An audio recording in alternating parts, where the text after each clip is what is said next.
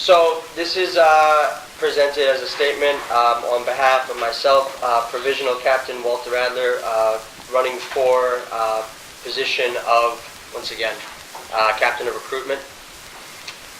O my brothers and my sisters, here we stand, small in number, about to do works and deeds that will be talked about for years to come. Here, we noble few, against all odds, with meager resources, limited means, and the support of only each other and those we love, who number only a couple dozen strong, have drawn a line in the sand. In a time of great human suffering, we sit in a gilded ghetto of New York, a Medina of refuge to which our parents fled persecution of their native lands under alien rule. We, the women and men of this Autriad and Congress, have banded our lots together in association with a single aim above all others. We have combined our meager might to form a fighting union. And our aim is simple, if one might call a great thing simple. Our ranks shall be drafted from the teeming masses of this city who fled here yearning to be free.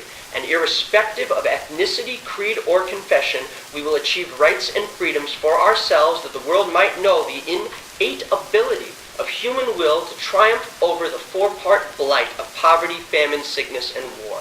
We, in simple terms, will get free. And to not mince words, my brothers and my sisters, I will tell you now what is free.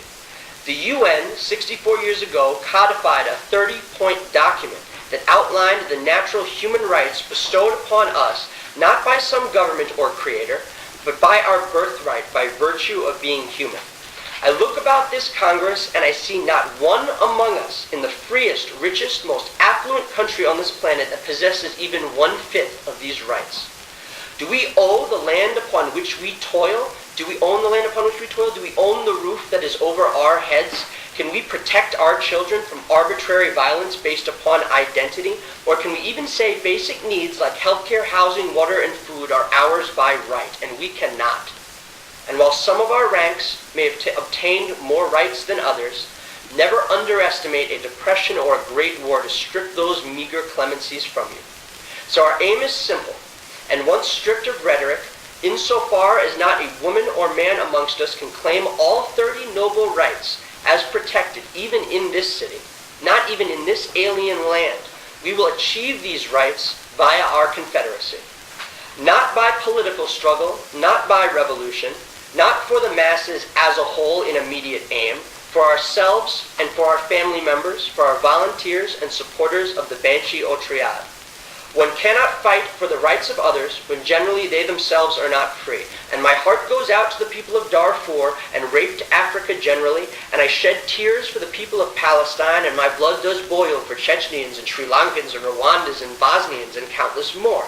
But insofar as I am a man, a good man, and a student of history, I know that the heroic struggles of the Hebrews and Irish and every other slaughtered in our sick black history have been forgotten and abandoned and erased from the collective memory, except in the lexicon of our own kind's collective imagination. And I cry out for every group in their respective nightmares, and these will be our call to arms, that these atrocities shall be prevented from at least befalling us and ours. I do not close my ears to the sobs of the starving child, nor do we refuse to lift a finger for the suffering masses yearning to be free. But what we can do for others, what can we do for others if we ourselves are still slaves in an alien land, ourselves lacking more than the right to grind away our lives for subsistence for a little bit of gold and a pager? And for that I mean, not much, if left to our children, the way that we toil. And if we as a common working people do not have a base upon which to stand, who are we to demand the rights and restitution of others when we are unable to obtain them for ourselves in this free country? And the Prince Peter Kropotkin once declared that contrary to Hobbesian paradigm of nasty human behavior, that life need not be nasty and short, and that combination, not competition, is the natural human way. And in conclusion, we read on that ferry what were basically the crux of those 30 rights. I would say to you that in conclusion, we added almost verbatim 3 more after those. And that if this Autriad is ours, by which we claim it and fight for it and build for it, then I will say, of course, that we will teach that model to anyone that is willing to listen. And insofar as we've articulated and will sign this document calling these rights into the basis of a fighting association of women and men on the ground, then let me say this, that everyone is entitled, point 28, to a social and international order in which the rights set forth in the Declaration can be fully realized, and at this time, neither the United Nations General Assembly, nor its Security Council, nor the forces of its peacekeeping bodies have meaningfully advanced these rights in 60 years after their adaptation, nor have a single regional power or recognized nation fully enshrined these principles in their respective states. And as such, an international order does not exist to further the cause of humanity. The Banshee Association on November the 8th of 2009 has pledged its volunteers to the cause and immediate implementation of this document amongst our own ranks in the city of New York. And in lieu of having an international order willing to report this universal declaration, the Banshee Incorporated has pledged its volunteers and resources to that goal. Mr. Allenby, would you please read the 29, and Dave, would you close it off with Article 30? Everyone has a responsibility to the community in which they live and shall hold as their duty and social responsibility enrollment in the local associations which participate in the advancement of these universal human rights. The state, corporations, nation, or community did not give you these rights, nor can it take them away. The Banshee Incorporated has merely articulated rights that were humanity's at birth, not suggesting their achievement is possible through the means of our organization alone. Any state, corporations, and or private individuals that aim to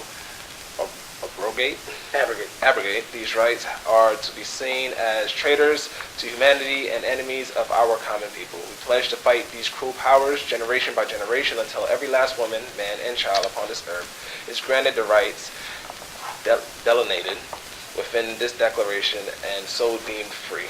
Free is to live in a just society, free to participate in the governance of their nation and community, free to live in a world where these rights are enshrined and respected, free to see humanity marshaled to our epic and full potential.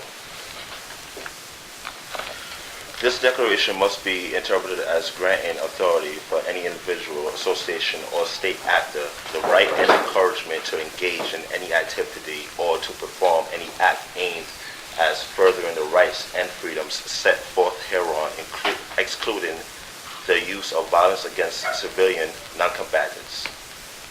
We must take these rights through struggle as well as by the laying infrastructure through the courts and with use of the ballot, or if necessary by use of force. Should any cruel power stand in the way of what freedoms or our simple virtue of being born human, these rights were codified by the United Nations General Assembly. These rights were claimed by the humanity that believed they were worth of them. Our humanity, this is your call to arms. And by that in conclusion, before we pass it to the final captain in attendance to articulate some of the basic fundamentals, the reason that I chose to make this address at the very end of this Congress is that what starts on this island with 10 people and with the 20 or 30 that support us will grow. And it will only grow if not only there is trust and solidarity amongst us, but it will grow if we believe that what we do is not out of simple, just base self-interest, that what we do is in a continuum of struggles that have happened as long as there were people to realize that the great and wonderful things of the earth should not be enjoyed by a small fraction, but that there are enough resources here for everyone to live a comfortable life. So when we read that say this is humanity's call to arms, then we will make a demonstration of ourselves, not by revolution, not by fight, not by elections, but by every single means that in a peaceful way and that advances ourselves as a people here on the ground so that others might see what we have done. And around this room, we have people from the West Indies, we have people from Iran, from Bangladesh, from Ghana, We have people here who are of Jewish descent, people here who are Americans, we have people who are of Kashmiri Trini descent, people who are Norwegian, and this is just at this table. So if the UN, in all of its might and power and resources and armies for 64 years has just sat on this document and do nothing, then let us, as representatives of no one but ourselves and our network, implement it now.